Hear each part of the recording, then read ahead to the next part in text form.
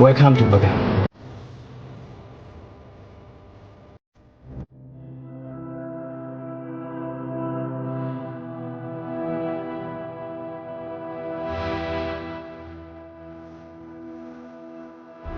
တာနာကျင်ရဆုံးချိန်ရလေ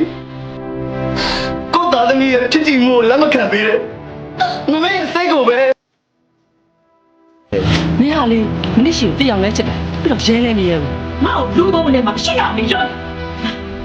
မနစ်ကမှဘယ်တော့ဆက်စရာကောင်းလဲဟမ်နင်လည်းမစဉ်းစားမိဘူး မင်းကငါချစ်တယ်ဆိုတော့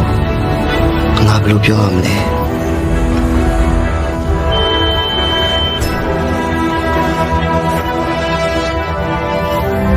အမှုချင်းလို့လေဆိုတော့တွေးကြည့် ခင်ဗျားဘာပြောနေလဲဘာတွေးလဲခင်ဗျားဖေလောက်တဲ့ကွန်မနီ ဘဝမှာဆူတောင်းမှားခဲ့ဘူးလားများရှိခဲ့ဘူးလို့လား မမေသိထားမှာလေအခုမမေစီစဉ်နေတဲ့စေးဆက်ပွဲကိုမနီးကြောင့်လက်ခံလိုက်တယ်ဆိုတော့မမေမှတ်ထားပါတာမနီးကိုမတွေ့ရတော့တဲ့နေ့ဟာမမေတားရဲ့နောင်ဖတ်ပြီးငိုရမယ့်နေ့ပဲဆိုတော့မမေမှတ်ထား ငါမိန်းကလေးဖြစ်ချင်တာမှမဟုတ်ပဲမင်းကိုပဲချစ်ချင်တာလေ ငါမပြောဘူးလေငါမင်းရဲ့တူနေတော့ပါဟေ့ဒီဘာကြောင့်လဲငါမင်းကိုချစ်တယ်ငါချစ်တယ်လို့ချစ်တယ်ညီကောင်လည်းချစ်တယ်ငါမင်းရဲ့တူတသက်လုံးနေပါချင်တာရှင်း